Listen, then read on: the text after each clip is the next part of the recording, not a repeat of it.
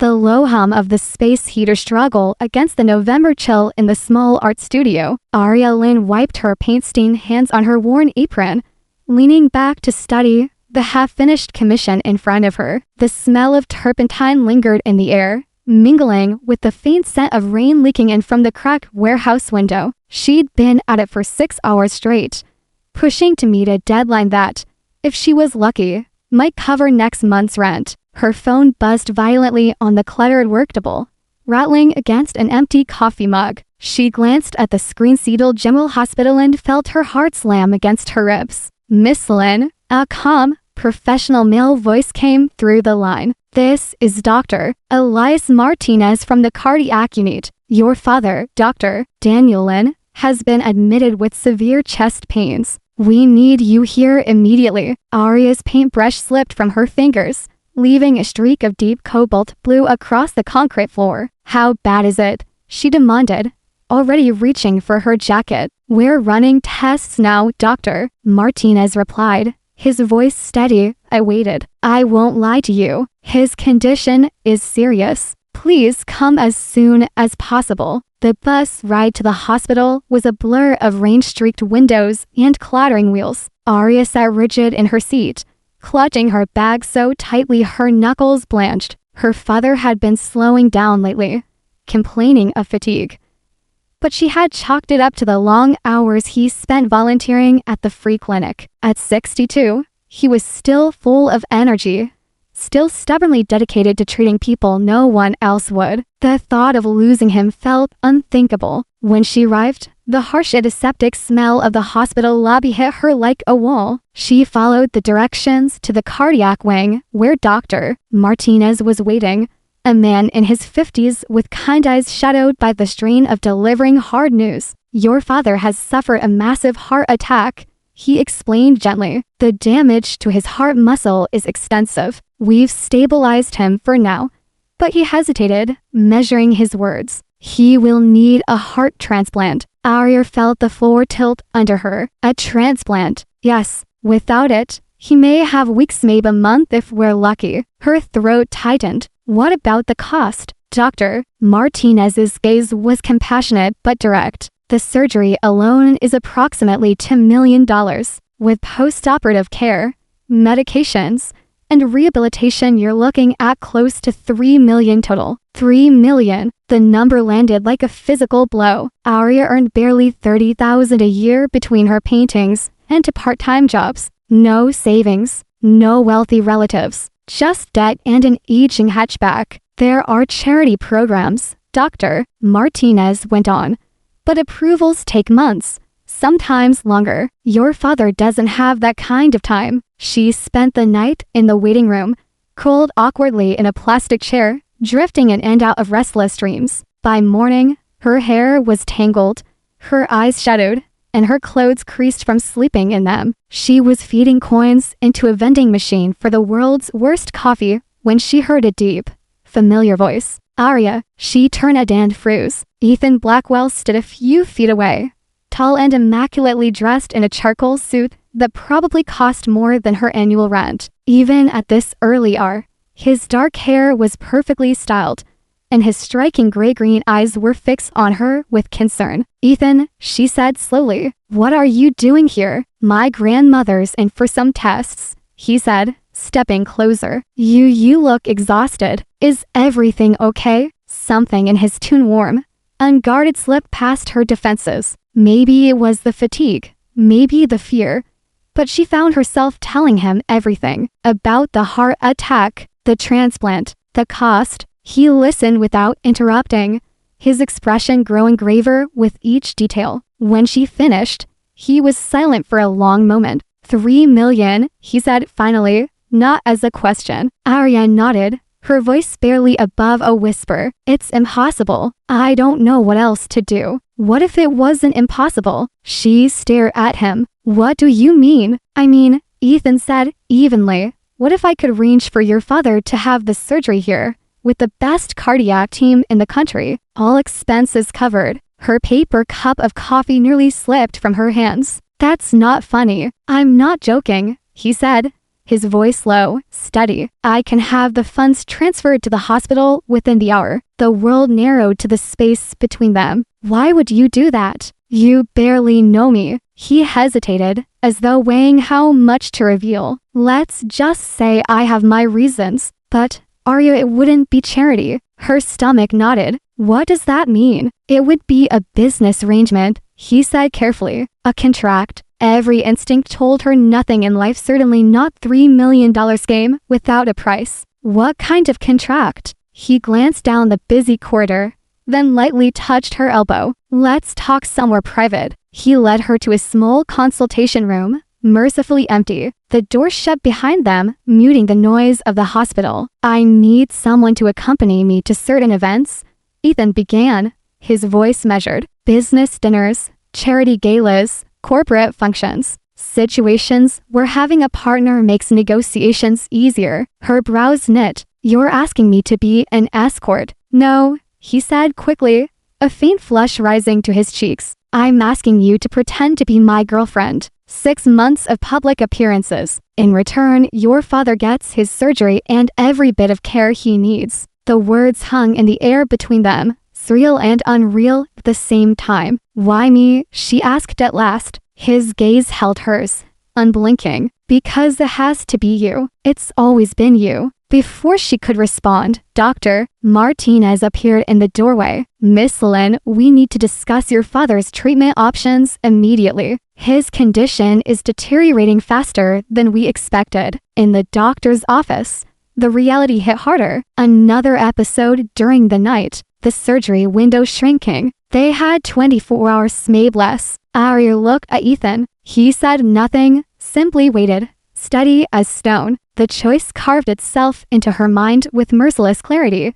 Accept and save her father. Refuse and watch him slip away. I need time to think, she said finally. Of course, Ethan replied. But Raimi offer stands either way. Your father will get the surgery. Her breath caught. Then why the contract? He turned to the window, the Seattle skyline framed in gray clouds. Because I'm selfish, he said quietly. I've wanted the chance to know you for 2 years. This might be my only chance. You could have just asked me out for coffee. He met her gaze again, something raw flickering there. Would you have said yes? Her silence was answer enough. You're talented, strong, beautiful. You care about your work, about people. That's rare where I come from. I had nothing to offer you except what I am and what I have.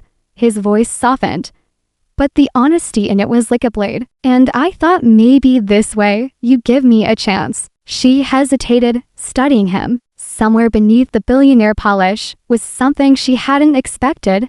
Vulnerability. 6 months, she said finally. Everything in writing, exactly what's expected of me.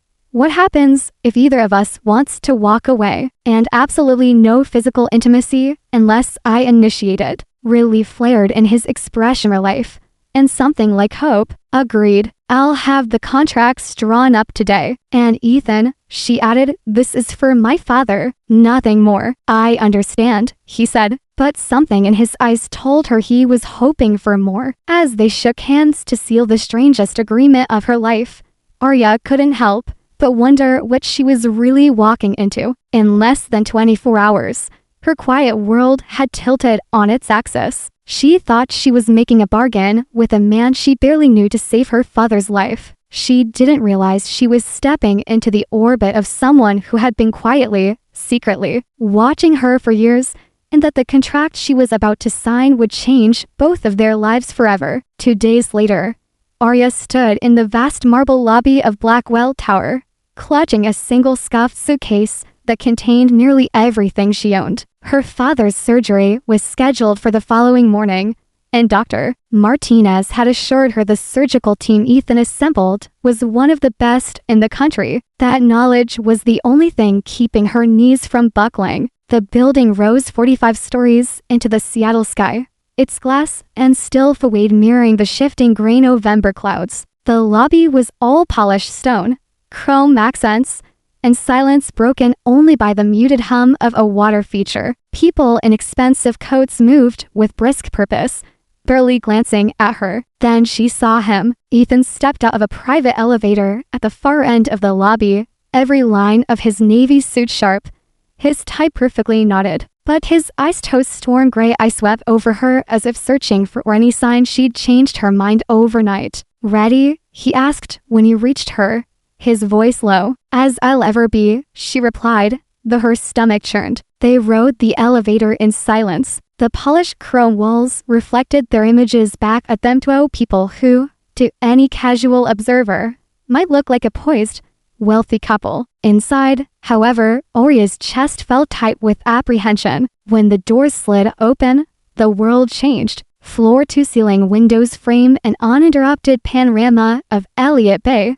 the water glinting silver under the overcast sky. The Olympic Mountains rose in the distance, peaks dusted with snow. The space was vast and immaculate, all clean lines and understated luxury. Every piece of furniture seemed curated for symmetry and elegance. "This is Arya's voice trailed off as she set her suitcase down near the entryway. "Just a place to live," Ethan said, but his tone held something almost wistful, as if the penthouse meant less to him than its gleaming surfaces suggested. A woman appeared from a side hallway door, with silver-streaked hair pulled back into a sleek twist, and an air of quiet efficiency. "Arya," Ethan said, "this is Margaret Wellamy, assistant, my calendar keeper, and the person who keeps my life from collapsing into chaos." Margaret extended a hand. "Miss Lynn, it's lovely to meet you. Ethan's spoken about you. Please, call me Arya," she said, returning the handshake,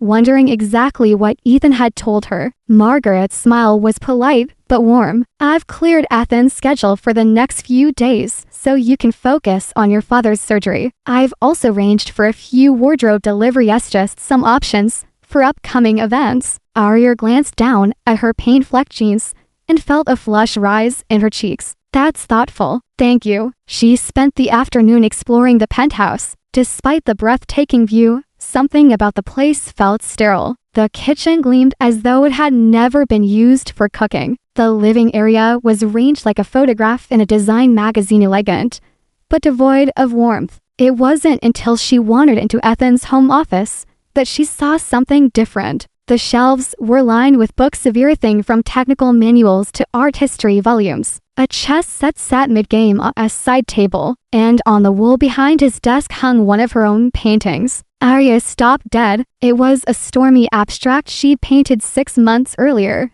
inspired by watching lightning split the Seattle sky from her studio window. She'd sold it at a small Pioneer Square gallery, but had never known the buyer. "I was wondering when you'd find that." Ethan's voice came from the doorway. She turned, heat rising in her face. I didn't mean to snoop." "You're not snooping," he said, easily stepping into the room. "This is your home to at least for the next 6 months. "You bought it?" she asked quietly. "I've bought several of your pieces," he admitted. "That one is my favorite." "Why?" He studied the painting for a long moment. "Because when I look at it, I feel something I hadn't felt in years." His gaze shifted to her. "Hope." They ended up on the penthouse terrace that evening, a bottle of wine between them. The city sprawled below, twinkling with lights.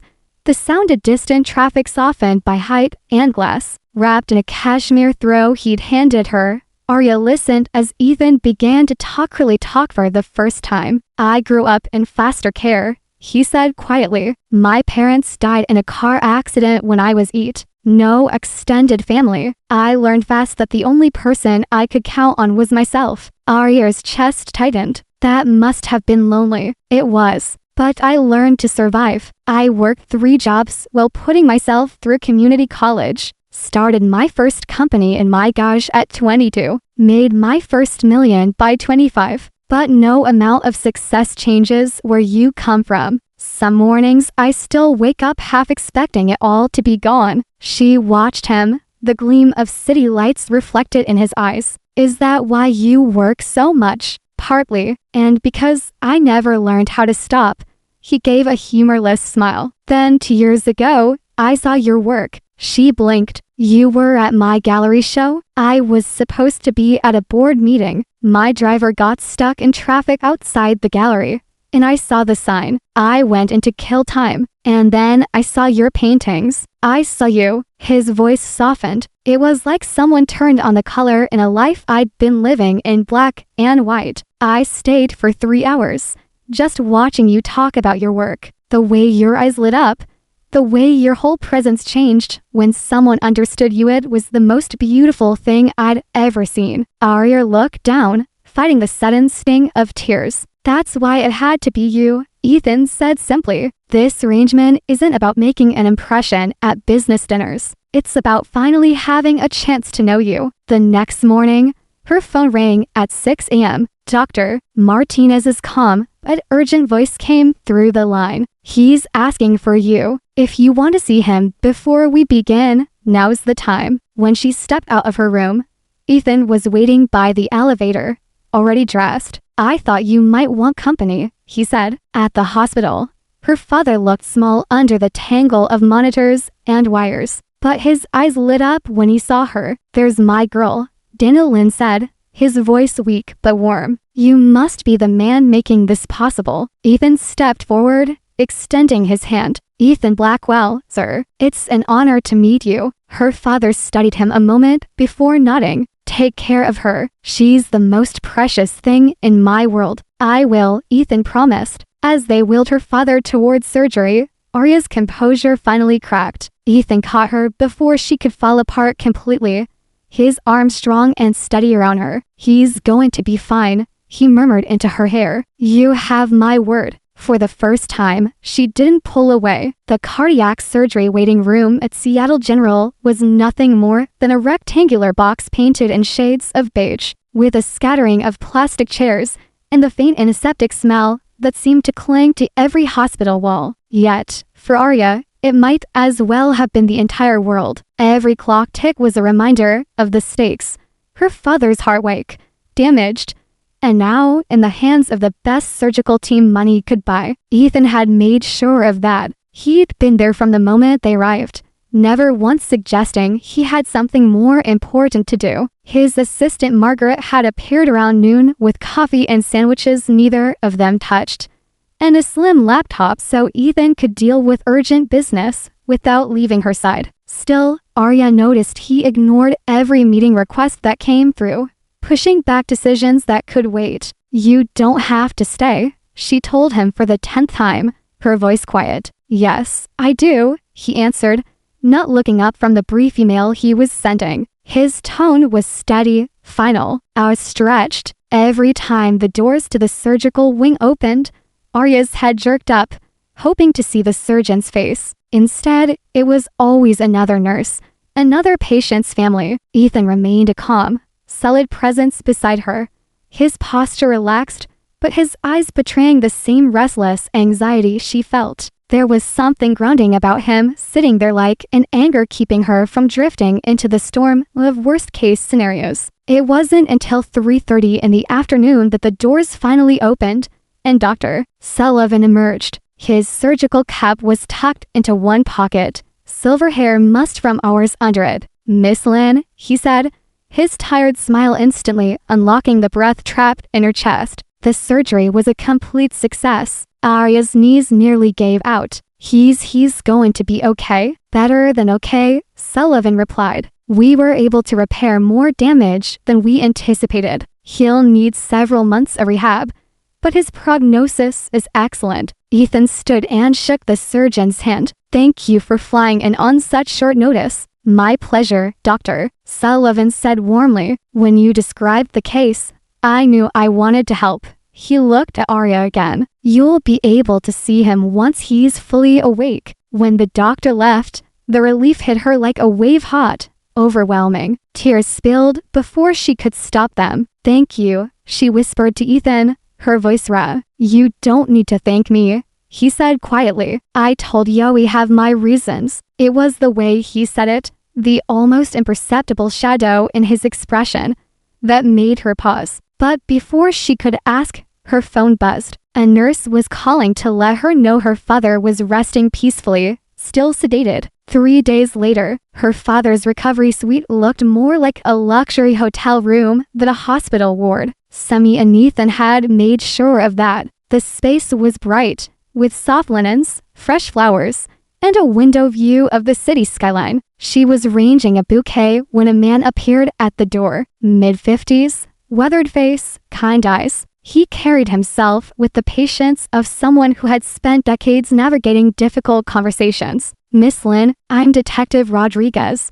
Seattle PD. Could I speak with you for a moment? It's about Ethan Blackwell." Her stomach tightened. Is he in some kind of trouble? Not exactly. "May I?" He gestured toward the hallway. In the quiet corridor, the detective flipped open a small notebook. "I've been looking into some unusual financial activity over the last 2 years. Large, anonymous payments to cover major medical procedures, organ transplants, cancer treatments, cardiac surgeries, always for people with no way to afford them." She frowned. "I don't see what this has to do with Ethan. Every one of those payments can be traced indirectly companies or accounts tied to him. And here's the part that matters, Miss Lin. In every single case, the beneficiary has a personal connection to you." The world tilted sideways. "That's impossible. The girl who got into the leukemia trials was in your community art class. The man who needed a kidney transplant is the janitor at the gallery where you exhibit. The elderly woman who could suddenly afford her heart medication, your neighbor. I have records for 17 such cases. Your father makes 18. Her hands tightened around the strap of her bag. "Why are you telling me this?" "Because you deserve to know who you're dealing with," Rodriguez said gently. "Whatever you think your arrangement with Mr. Blackwell is, understand this has been quietly taking care of the people in your life for years, without ever taking credit." She couldn't speak. The detective gave her a nod and left her standing in the hallway.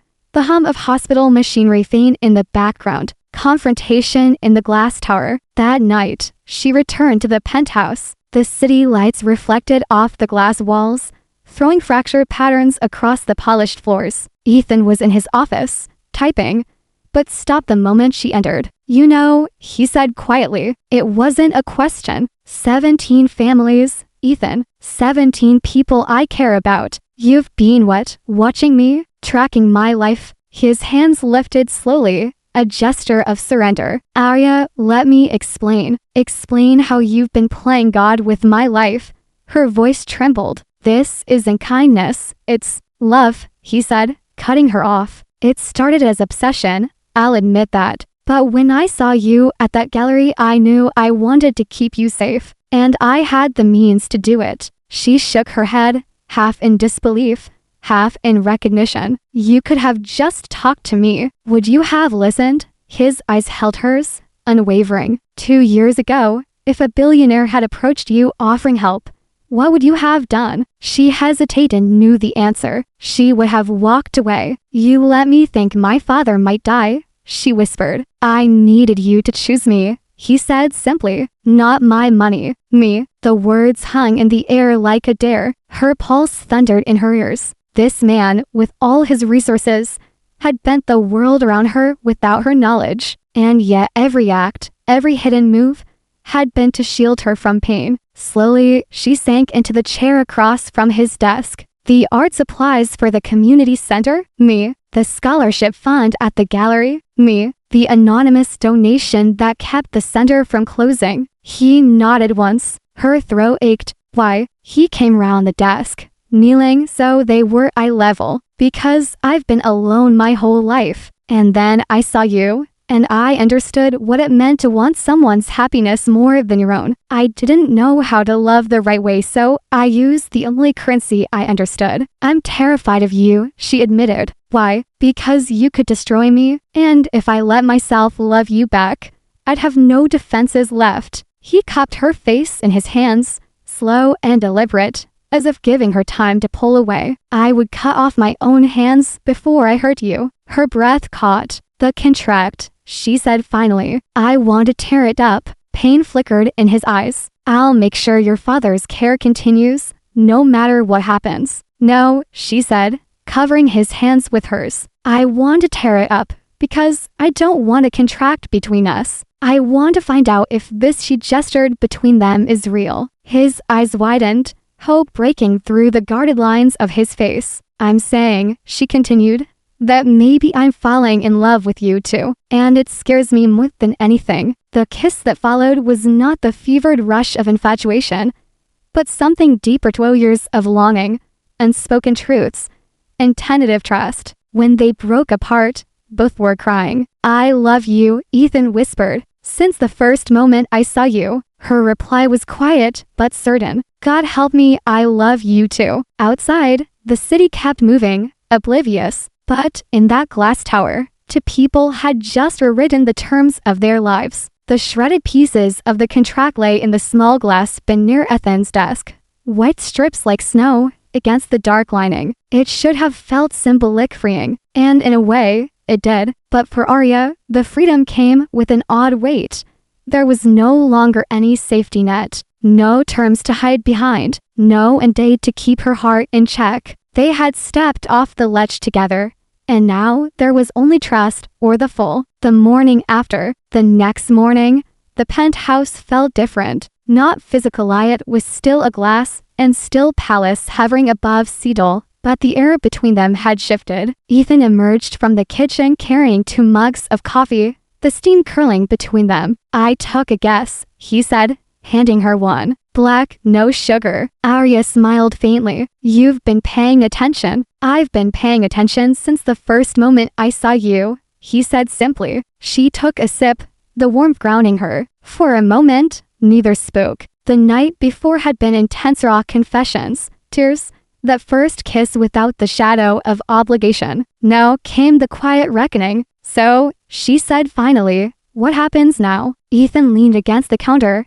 his gaze steady. Now we try, without contracts, without pretending, just you and me, figuring it out. And if it doesn't work, she asked softly. Then it doesn't work, he admitted. But at least we'll know it was real. At the hospital, her father was stronger every day. By the end of the week, he was sitting up, cracking dry jokes at the nurses, and demanding real food. Ethan came with her to visit, though he hung back when she and her father talked. It wasn't until one afternoon, while she was adjusting the blanket at the foot of the bed, that Dr. Thomas Lynn looked her straight in the eye and said, "You love him." Arya froze. "Dad, it's not a question," he said, his tone calm but certain. "I see it in your face, and I see the way he looks at you." Her throat tightened. "It's complicated. It's always complicated," her father said, his voice softening. "Just make sure the man you choose is one who would fight for you,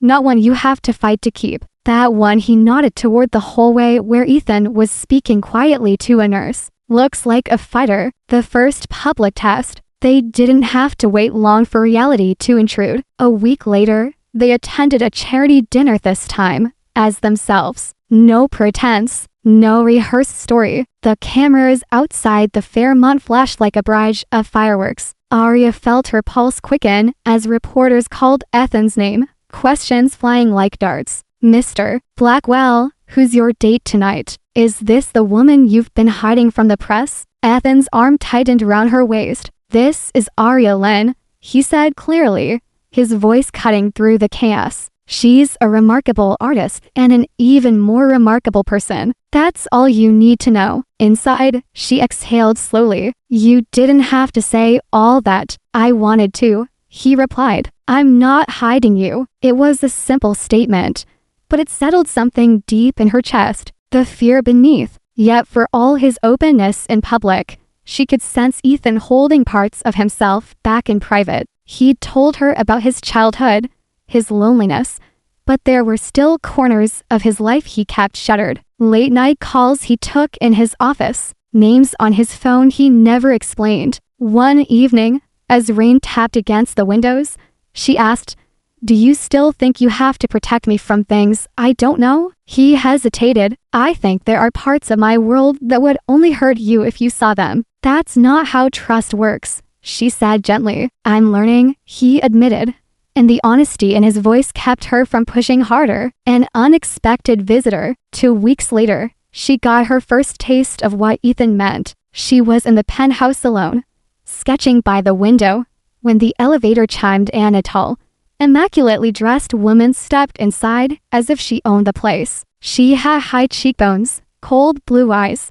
and a smile like a blade. "You must be Arya," the woman said. "I'm Victoria Langethan's ex-fiancée." The name rang a faint bell. Society columns. "Years ago, I was in the neighborhood," Victoria continued, glancing around the penthouse with thinly veiled disdain. "Thought I'd see if the rumors were true." "What rumors?" Arya asked, keeping her voice level. "That Ethan's thrown away every ounce of sense he had over an art teacher." Before Arya could respond, the elevator doors slid open again and Ethan stepped in. His expression went from surprise to ice in a heartbeat. "Victoria," he said sharply, "you need to leave." She smirked. "Just wanted to meet the woman who thinks she's different from the rest." When the doors closed behind her, Ethan turned to Arya, his jaw tight. "I'm sorry." She had no right to. "It's fine," Arya said. Her pulse was still pounding. "But if this is your world, I need to know how to stand in it without you shielding me every second." He stepped closer. "Then we'll stand in it together." The first real night. That night, with the city lights spread out beneath them, they crossed another line at this time, with full awareness of what it meant. There was no rush, no performance, no unspoken agenda. It was slow, deliberate, and real. Every kiss, every touch, felt like an act of choosing it because they had to, but because they wanted to. Afterward, lying tangled in the sheets, Arya traced idle patterns on Ethan's chest. "We're both terrified, aren't we?" "Yes," he admitted, "but I'd rather be terrified with you than safe without you." A call that changed the air. 3 days later, during breakfast, Ethan's phone rang. One glance at the screen and his expression hardened. He stepped into the other room to take the call. When he returned, the careful calm in his face couldn't hide the tension in his shoulders. "What is it?" she asked. "Something from my past," he said after a pause. "And it's not going to stay there." She set down her coffee. "Ethan, we'll talk about it tonight," he promised. But the way he looked at her protective,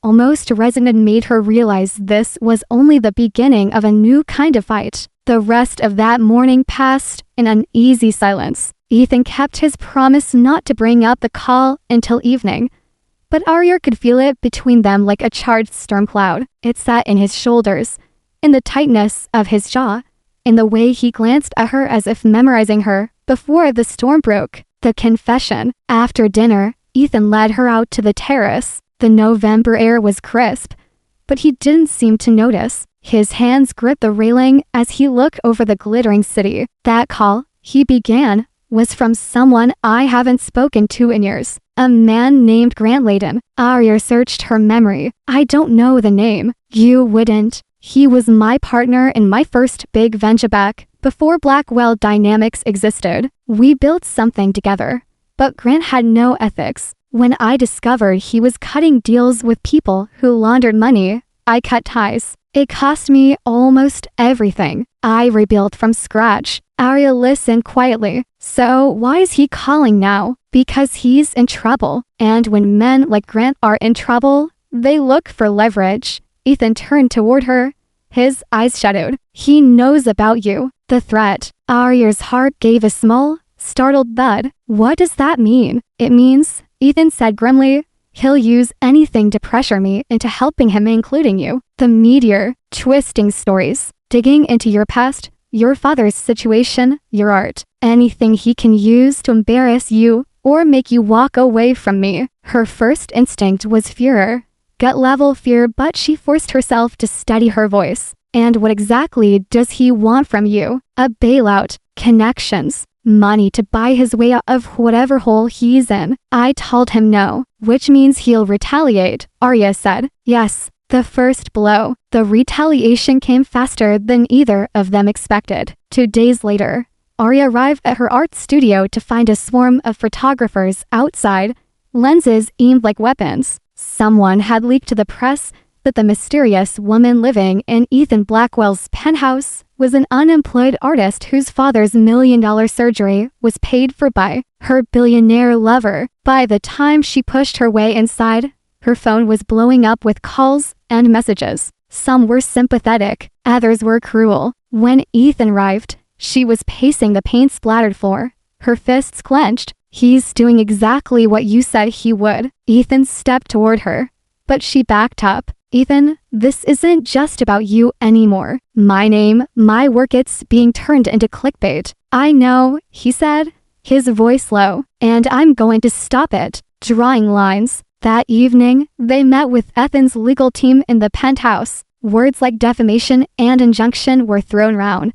But Arya felt strangely invisible in the conversation. Decisions were being made about her life without her. Finally, she cut in. I'm not just some asset to be protected. I get to decide how I respond. Everyone went quiet. Ethan looked at her, his jaw flexing. What do you want to do? She met his gaze. I want to confront him. Ethan's expression darkened. Absolutely not. I'm not afraid of him. You should be, Ethan said, his voice sharper than she'd ever heard it. Men like Grant don't play fair. And what about men like you? She shot back. You've been controlling every variable since the day we met. I can't live like that. The silence that followed was heavy, their breathing the only sound. Breaking point. They didn't speak again until the next morning. Over coffee, Ethan's tone was softer, but still lined with steel. Arya, I've spent my whole life surviving by staying 10 steps ahead of threats like Grant. But loving you means I can't always do that without risking you. She reached across the table,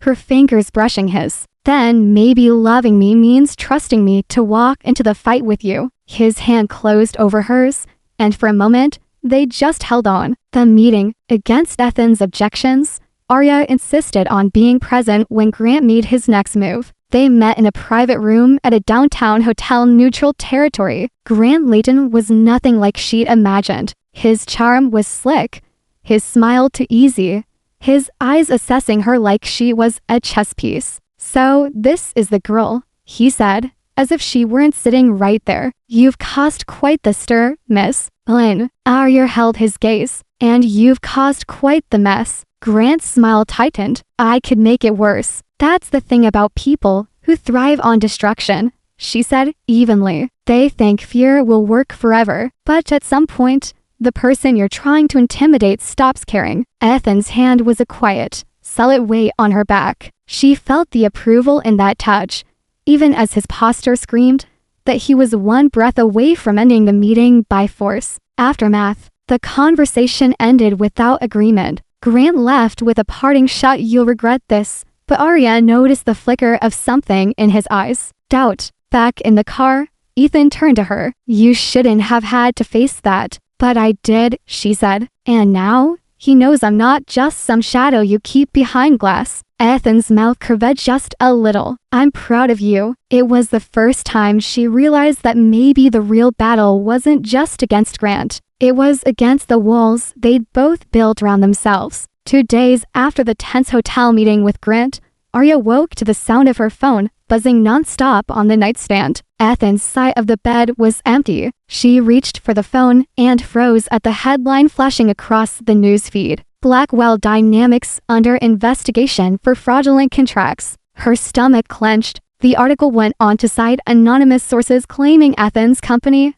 had secured several major government contracts through unethical means. They used phrases like possible bribery and conflicts of interest, each word dripping with implication. Arya didn't need to guess who the anonymous source was. By the time she pulled on a sweater and padded barefoot to the living room, Ethan was standing in front of the wall of glass, phone in hand, voice like ice. I don't care what you have to do, bury it. He snapped into the phone. This story dies today. When he ended the call, he turned to her. The steel in his eyes made her chest ache. Grant, she said softly. Ethan nodded. He's trying to scorch the earth. Lines of attack. It didn't stop there. That afternoon, an online gossip column published a gallery of photos of Ariasome from her art exhibitions.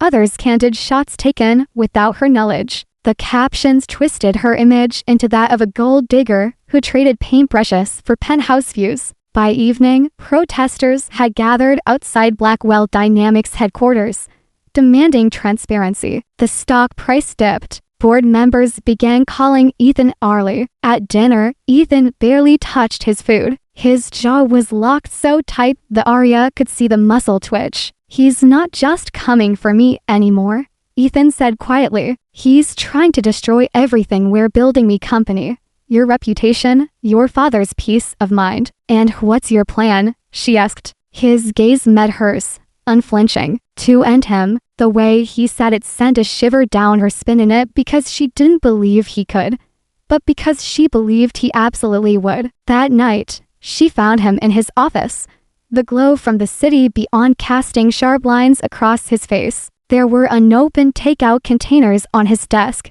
papers strewn everywhere. "Ethan," she said gently, "you need to rest." "I can't," he murmured without looking up. "If I slow down, even for a second, he'll get further ahead." Arya stepped closer. "You're letting him dictate the rules. That's how you lose." He looked up then, eyes shadowed. "I don't know how to fight any other way." And in that moment, she realized Ethan's whole life had been a war for survival. This was just another battlefield to him. The difference was, now there was someone else in the line of fire, an unexpected ally. The next day, Arya got a call from someone she hadn't heard from in months, Meyer Chen, a journalist she'd befriended years ago at a community art event. "I think I can help," Maya said without preamble. "But you need to trust me, and you need to keep Ethan out of it for now." Arya hesitated. "Why?" "Because if Ethan touches this, it'll look like retaliation. But if I dig into Grant's finances and history on my own, well,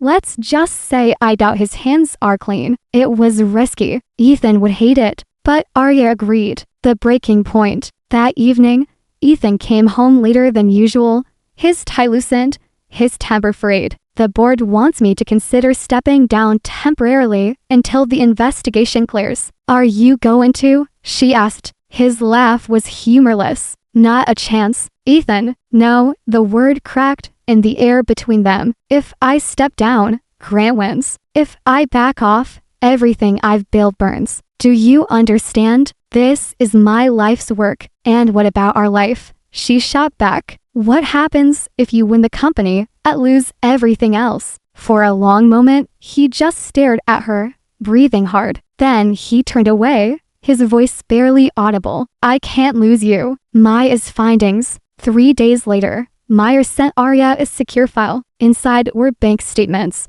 shell company registrations, and a paper trail that linked Grant Layton to offshore accounts used for money laundering and political bribery. Arya's hands shook as she scrolled. This was enough to destroy him, but releasing it could put her and Ethan in even more danger. She didn't tell Ethan immediately. She needed to think, to decide if this was the kind of war she was willing to fight. Choosing sides. That night, she found him on the terrace, staring out at the city lights like they were enemies. She stepped up beside him, the cold air stinging her cheeks. "I have something," she said. His head turned sharply. "What do you mean?" "Proof. Enough to end Grant. But if we use it, there's no going back." His hand found hers, warm and steady. "Then we end him." Arya held his gaze. "No, Ethan, we decide together. This can't just be your war anymore." For a long moment, neither of them spoke. Then, slowly, Ethan nodded. The decision. In the quiet that followed,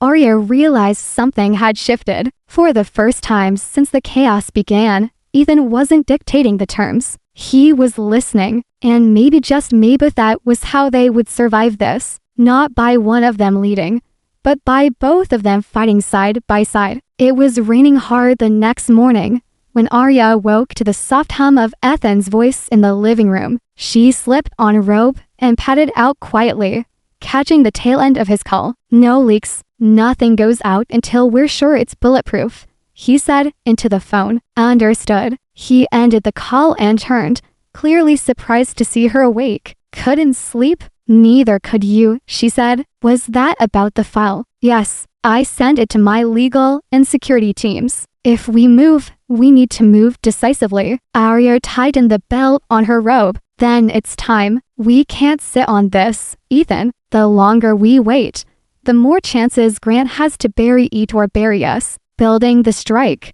By noon, Ethan's penthouse had become a war room. His chief of security, Cole Maddoxer, broad-shouldered man with military precision in every move, stood over a spread of printed bank records and shell company diagrams. "This is solid," Cole said, tapping the paper trail Maya had uncovered. "Layden's up to his neck in criminal activity, but if we release it ourselves, they'll scream retaliation. That's why we don't release it," Arya said, stepping forward. "We leak a true source who has no connection to us. Meyer can run it through her paper. Her editor will triple source before publishing." Cole glanced at Ethan, then back to Arya, a flicker of respect in his eyes. "She's right. That gives us plausible deniability." Ethan leaned back in his chair, studying Arya as though seeing her in a new light. "You really are dangerous when you want to be." The leak. That night, the first article went live. Grant Layden tied to offshore money laundering network. It wasn't just a single piece site, it was a 3-part investigative series,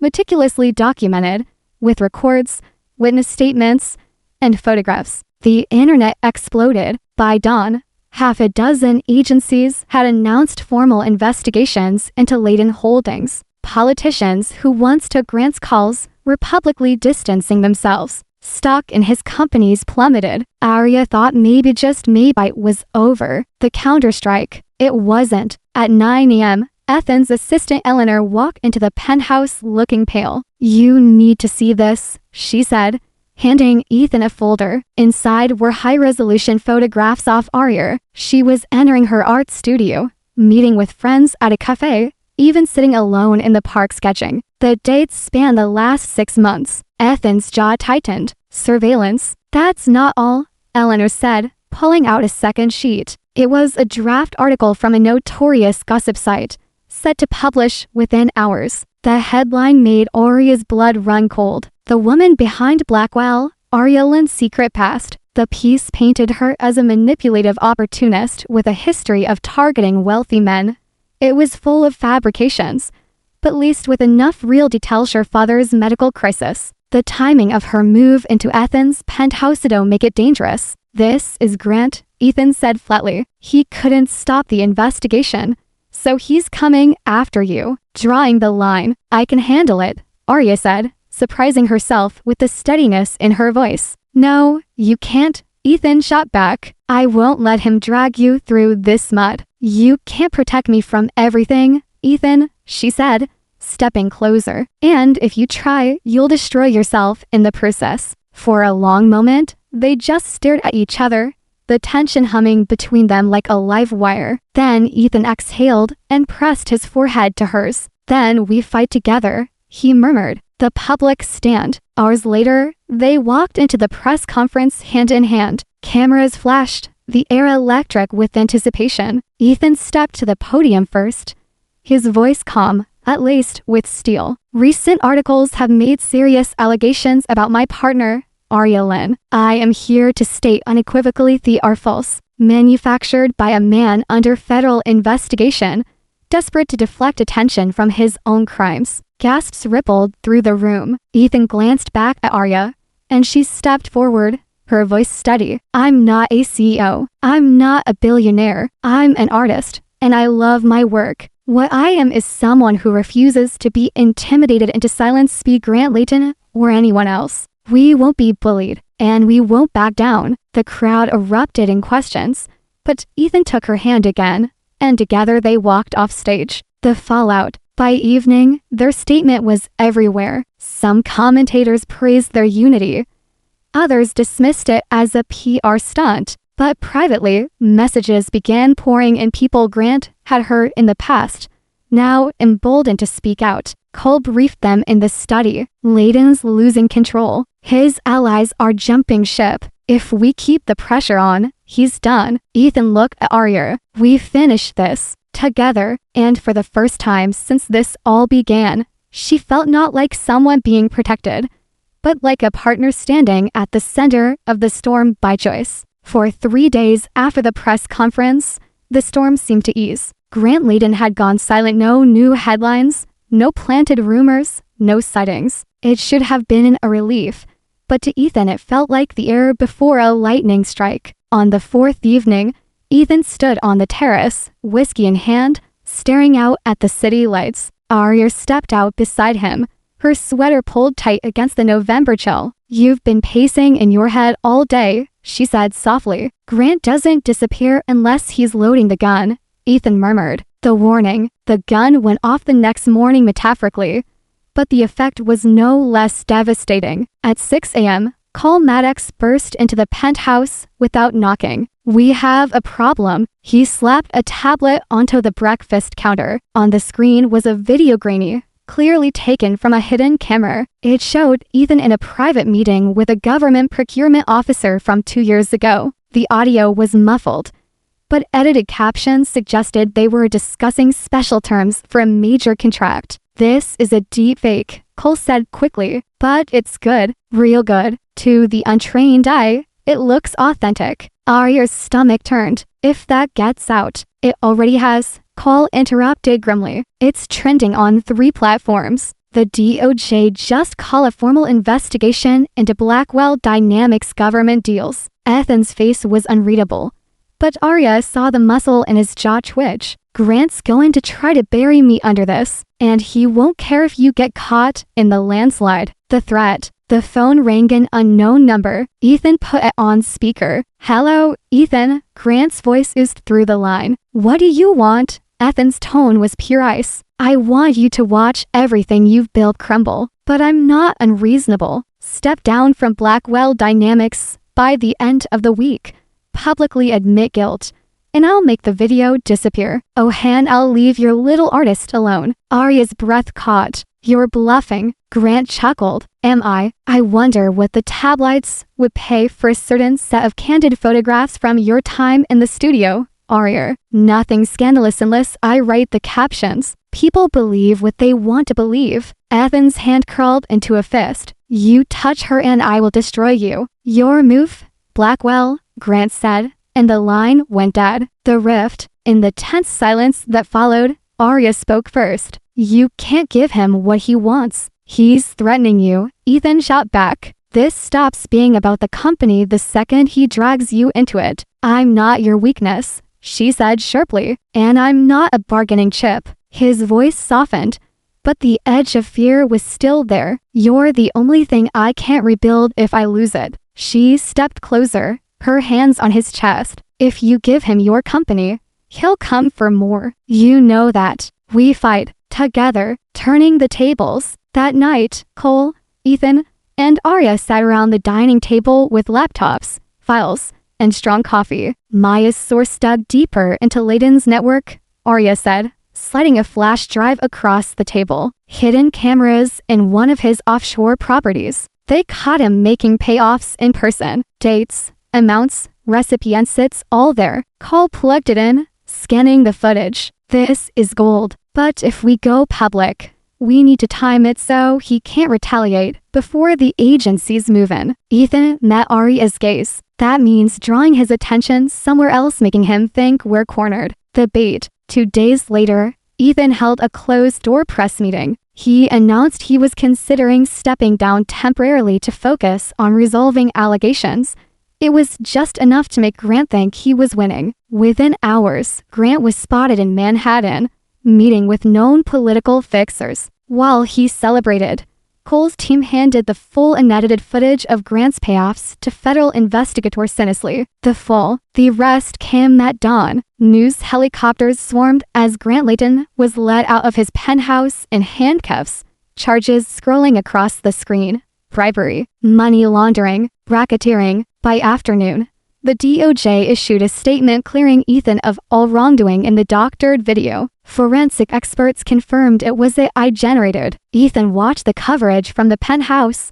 Arya curled against his side. For the first time in weeks, his shoulders seemed to relax. "It's over," she whispered. "No," he said quietly, kissing her temple. "It's just the first time we've been able to breathe." Aftermath. That evening, as the city lights blinked on, Arya stood on the terrace, the cool wind tugging at her hair. Ethan came up behind her, his arms warm around her waist. "You could have walked away when this started," he murmured. "But you didn't." "Neither did you," she replied. "That's how we won." For a long moment, they just stood there, silent, the chaos finally settling into something that felt almost like peace. Ethan turned her to face him. We've taken down a man who thought he was untouchable. Now it's time to build something neither of us could lose. And in that moment, Arya knew the real fight had never been about the company or the headlines. It had been about trust. And now, they finally had it. For 48 hours after Grant Layton's arrest, Ethan and Arya barely left the penthouse. News stations played the footage of Grant in handcuffs on loop, each anchor adding another layer of commentary about how Blackwell dynamics had emerged vindicated after a vicious smear campaign. Ethan hated every second of it. He wasn't celebrating, was bracing. On the third morning, Cole strode into the penthouse with 2 cups of coffee and an iPad under his arm. "You need to see this," he said, sliding the tablet onto the counter. It was a glossy business magazine cover. Ethan Blackwell, billionaire victorious, with his mystery partner by his side. The photo was from a charity gala weeks earlier. Ethan in his black tuxedo, Arya in her navy silk dress, her hand on his arm. The article headline read, "From Scandal to Salvation, the love story that helped save Blackwell dynamics." Arya groaned. "They're making me part of your PR arc. They're making you the headline," Ethan said grimly. The interview request. By afternoon, Ethan's PR director, Linder Chan, called with the inevitable. "Ethan, you and Arya need to sit for a joint interview. You can control the narrative before others twist it." "I'm not putting her through that," Ethan said immediately. Arya, sitting across from him, raised an eyebrow. "I'm right here, and I can speak for myself. This isn't your fight anymore," he argued. She leaned forward. "It became my fight the moment Grant used me to get to you. If we don't tell our version, people will believe whatever version sells the most papers." Ethan studied her for a long moment. "If we do this, no stage dancers. We tell the truth." "Deal," Arya said, facing the cameras. The interview was scheduled for the following week in a minimalist studio with soft lighting. The host, a veteran journalist named Naomi Pierce, had a reputation for being fair but unflinching. Naomi began with the easy question. Show they met. What drew them together? Ethan spoke first. "I saw her work before I ever met her. It was like someone had painted in the colors I didn't know I was missing." Arya glanced at him, startled by the openness in his voice, then turned to Naomi. "I didn't plan on any of this, but when you see someone fighting for what they've built, you either walk away or you stand beside them." The questions turned sharper. "Mr. Blackwell, there are those who say your relationship was a calculated move to soften your image during the investigation. What do you say to them?" Ethan's gaze didn't waver. "If this was a calculated move, it was the worst business decision I've ever made, because I stopped thinking like a CEO the moment I realized I couldn't lose her." Naomi turned to Arya. "And you, what do you say to people who think you stayed for the perks?" Arya smiled faintly. "They've clearly never seen me at 2 in the morning covered in paint in a freezing studio. I stayed because I chose him, not the life that comes with him." The ripple effect. The interview aired 3 nights later and went viral. Social media lit up with clips of Ethan saying he couldn't lose her, Arya saying she chose him. For every genuine message of support, there was a thread of speculation.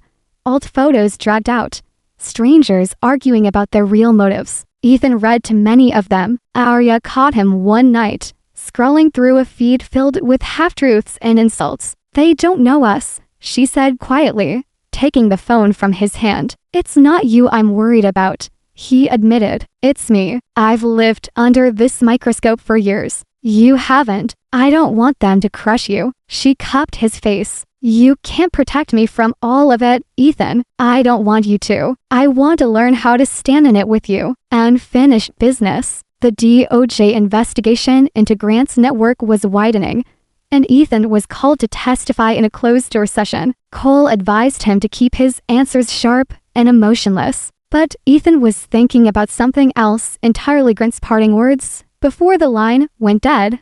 "I'll leave your little artist alone." The man was in custody, but Ethan knew the reach of people like him didn't stop at prison walls. That night, in bed, Ethan lay awake, Arya's head on his chest. We need to talk about security, he said. She stirred. We already have security. I mean a detail for you. Someone with you when I can't be. At the studio, on Rand's rear, Arya frowned. Ethan, this isn't negotiable, he said, the edge in his voice sharper than he intended. If anything happened to you, he broke off, unable to finish. She was quiet for a long moment. Fine, but they work for me. I choose who it is. Deal. He exhaled. Deal. The glimpse of normal. 2 weeks later, they managed something rare a day, without headlines. They walked through Pike Place Market like any other couple, Ethan in a baseball cap, Arya carrying a paper bag of fresh bread and flowers. They stopped at her favorite coffee stall,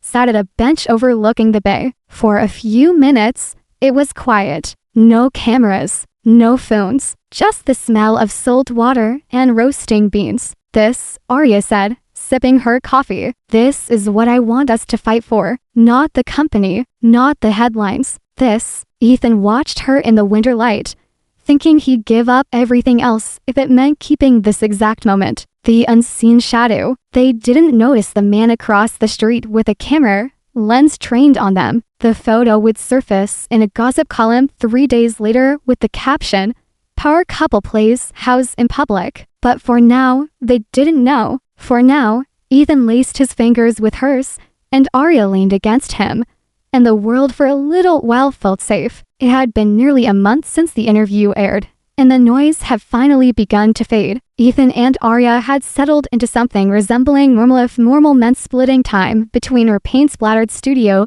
and his glass-walled boardroom. Then, on a rainy Thursday afternoon, Cole called Ethan's private line. "You're not going to like this," Cole said without preamble. "Grant Layton's bail hearing is tomorrow." Ethan's grip on the phone tightened. Bail, after everything, his lawyers are pushing hard, painting him as a harmless old man with health issues. There's a chance he walks at least temporarily. Ethan's gaze instinctively found Arya across the loft, where she was humming softly while sorting new canvases. "What about the threats?" he asked. "Unless you have them on record, they're just your word against his. And you know how his team will spin that." Ethan felt the old, familiar fire ignite in his chest, one that had carried him through every hostile takeover and boardroom betrayal. But this wasn't about business. This was about her. The warning. That night, over dinner, Ethan told Arya everything. She listened quietly,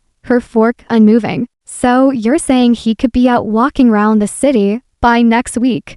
she asked slowly. "Yes. And you think he'd come after us?" "I don't think," Ethan corrected. "I know." Arya set her fork down. "Then we don't wait for him to make the first move." Ethan frowned. "What are you suggesting?" "Whatever legal leverage you have left, you use it. If you have to testify again, you do it. If you have to put my name in the record, do it. I'm not hiding in your penthouse while he plays games." Ethan stared at her, torn between admiration and fear. "You realize once you're on the record, you're in deeper than ever." She reached across the table, her hand covering his. "I've been in deep since the night I walked into that hospital waiting room. I'm not leaving now." The courtroom. 2 days later, they walked into the federal courthouse together. The marble floors echoed beneath their steps, and the air was thick with the smell of coffee and tension. Grant sat at the defense table, his hair combed neatly, wearing a cardigan instead of a suit, a calculated performance of frailty. Ethan felt Arya's hand slip into his. He looked down at her and saw no fear in her eyes, only resolve. When the judge called the case, the prosecution laid out the facts, but it was Arya's testimony that shifted the room. She spoke clearly about the night Grant cornered her, the veiled threats, the way he used her to get to Ethan. "He doesn't just ruin companies," she said, her voice steady. "He ruins people, and he doesn't stop until he gets what he wants." Grant's eyes never left her, but for the first time, Ethan thought he saw something other than arrogance in them, something like calculation, but mixed with recognition that his control over her was gone. Aftermath. The judge denied bail. The gavel's sharp crack felt like the release of a breath Ethan hadn't realized he'd been holding for months. Outside the courthouse, reporters swarmed, microphones flashing in their faces. Ethan's security detail closed ranks, but Arya stopped before stepping into the car. To anyone listening, she said to the sea of cameras,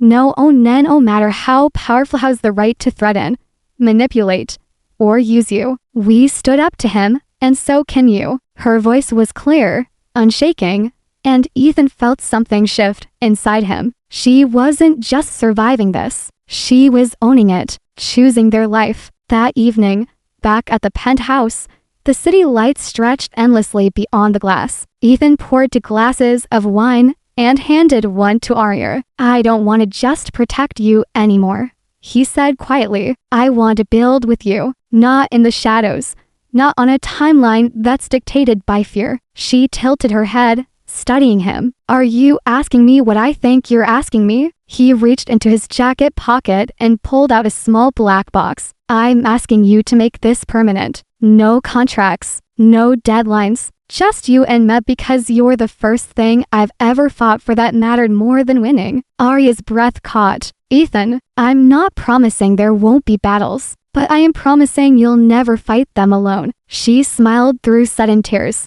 "That's good, because I was going to say yes before you even finished." When he slipped the ring on her finger, it felt less like a proposal and more like the final signature on a pact they'd been writing together since the day they met. No more shadows. Weeks later, life began to find its rhythm again. Arya's art career surged after she agreed to her first solo exhibit. Ethan found himself spending late nights in her studio more often than in his office, watching her work with paint on her hands and determination in her eyes. One evening, as they stood on the balcony overlooking the bay, she said, "You know what I realized? What? That you never actually saved me. We saved each other." Ethan smiled, pulling her close. "Good, then we'll just keep doing that." The city stretched out before them, endless and luminous. For the first time in a long time, there was no sense of something waiting in the shadows, just the certainty that whatever came next, they'd face it together. The years had a way of softening the sharp edges of the past, but for Ethan and Arya, the lessons they'd learned never faded. 5 years after that rainy night in Seattle when their worlds collided, the penthouse in Sterling Tower was no longer just a place to live. It was a home. The sterile white walls had been replaced by bursts of color.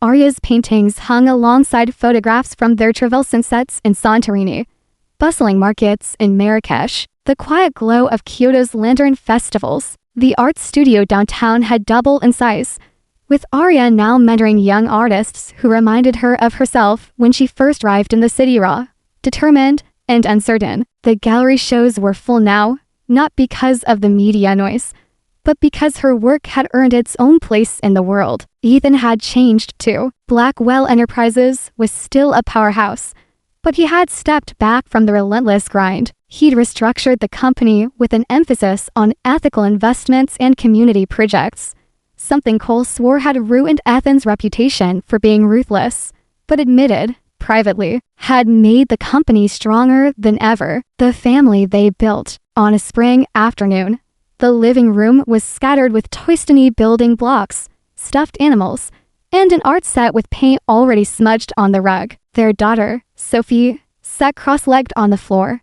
creating a masterpiece only she could interpret, while Ethan knelt beside her, helping glue sequins to construction paper. Arya leaned in the doorway, watching them with a smile that still caught Ethan off guard when he glanced up. That smile had undone him the first time he saw it, and it still had the power to do the same. "You're making a mess," she teased. "Creative chaos," Ethan corrected, grinning. "It runs in the family." Still choosing each other. That night, after Sophie was asleep and the city lights stretched beyond their balcony, Arya stood beside Ethan, the cooler brushing her skin. "Every day," he admitted, "and every day I'm grateful you said yes to the contract, to us, to this." She leaned into him. "I didn't know back then that I was saying yes to the rest of my life. I just knew I couldn't walk away." Ethan kissed her temple. "And I'll keep giving you reasons not to." No more bargains. There were no contracts now, no obligations.